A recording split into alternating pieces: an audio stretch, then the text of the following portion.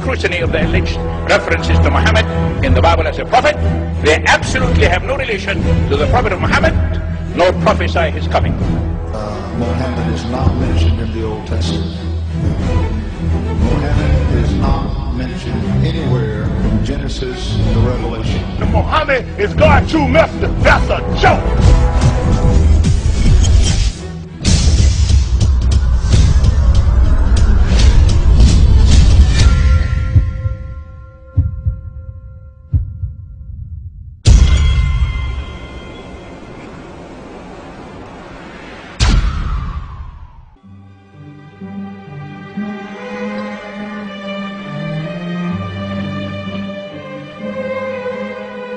Lo, we inspire thee as we inspired Noah and the prophets after him, as we inspired Abraham and Ishmael and Isaac and Jacob and the tribes, and Jesus and Job and Jonah and Aaron and Solomon, and as we imparted unto David the Psalms.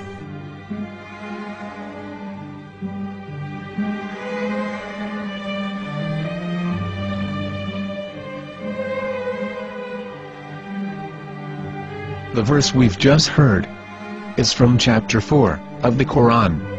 In the verse, God is affirming to humanity that Muhammad is indeed the recipient of a divine guidance, just as Noah, Abraham, and the rest of the prophets. However, some Christians and Jews today don't believe that Muhammad was a prophet and the covenant that God made with Abraham. And since the Quran is not their book of authority, in this video I'm going to show you that the book you're holding in your hands contains the name off the seal of prophethood, the Prophet Muhammad.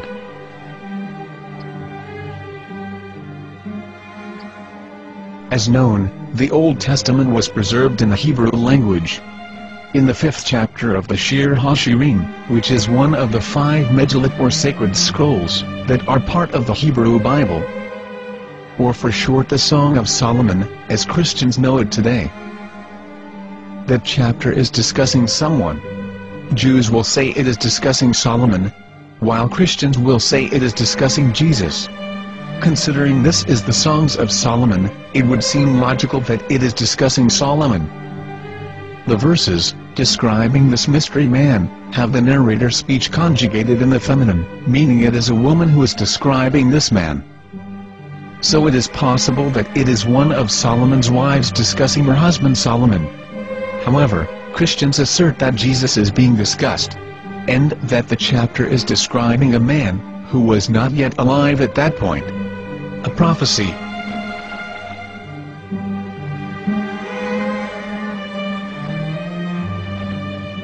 In reading the English translation of Song of Songs 5:16, it finishes the description by saying, "He is altogether lovely," but what most people don't know is that the name of that man was given in the original Megillat. Here is verse 16, and how it is written in ancient Hebrew, before introducing the vowels, in the 8th century. From the Hebrew Bible, on scripturetext.com. Here is the word in question.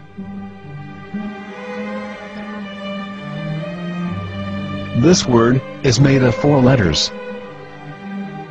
Mem, Het, Mem, Dalet.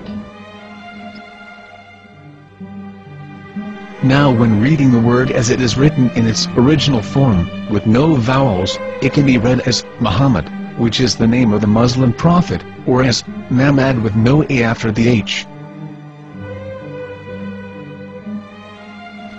According to Ben Yehuda's Hebrew English Dictionary, it is correctly pronounced as Muhammad, not Mamad. So how we're going to know for sure if it's pronounced as Muhammad, the Muslim prophet, or as Mamad, a random Hebrew word? The only way is to give the verse to a rabbi and say to him, "Please read."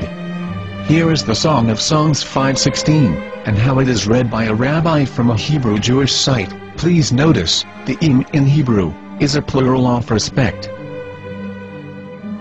Hiko mantakim v'chullo Mahamadim ze dodi v'zer'i benot Yerushalayim.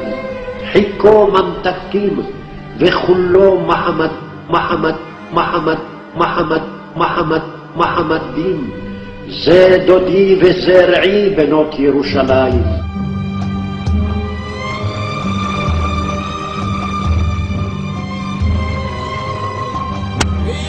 Coming out from the darkness, there are no other gods but God, and Muhammad is his messenger.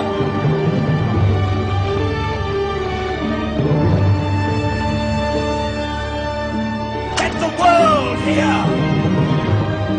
חיכו ממתקים וכולו מחמדים, זה דודי וזרעי בנות ירושלים. חיכו ממתקים וכולו מחמד, מחמד, מחמד, מחמד, מחמד, מחמדים, זה דודי וזרעי בנות ירושלים.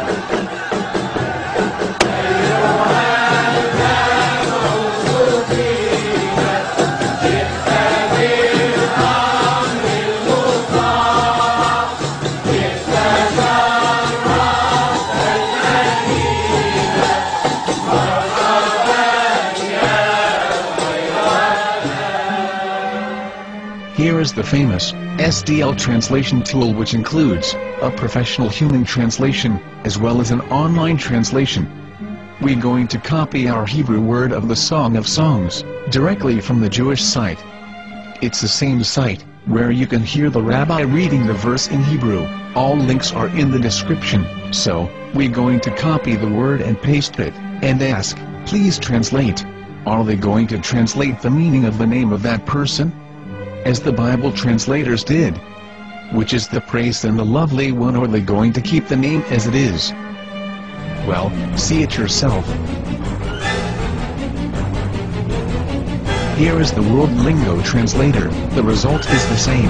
It's Muhammad. We have no right. We have no right to translate names of people. Anybody. Your name should be retained. Mr. Black is Mr. Black, though he's white. You have no right to translate names of people. But they have been doing that. Muhammad they translated as altogether left, but the word Muhammad in the Hebrew language, the word Muhammad in the Hebrew language.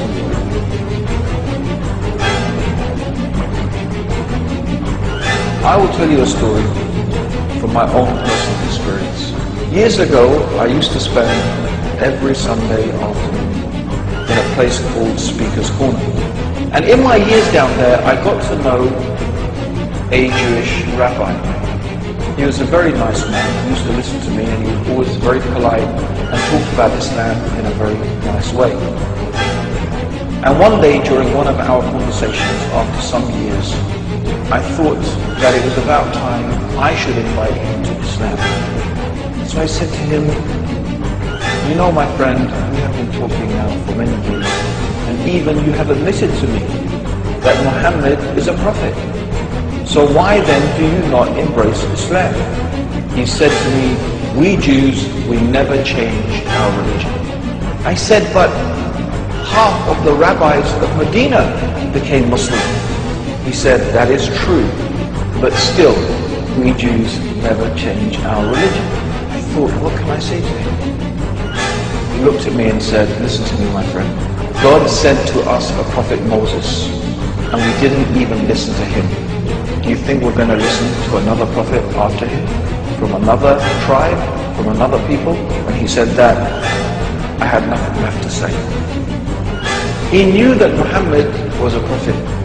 In fact, another rabbi also came up to me and he said to me, we know Muhammad is a prophet, and he quoted to me a passage from the Bible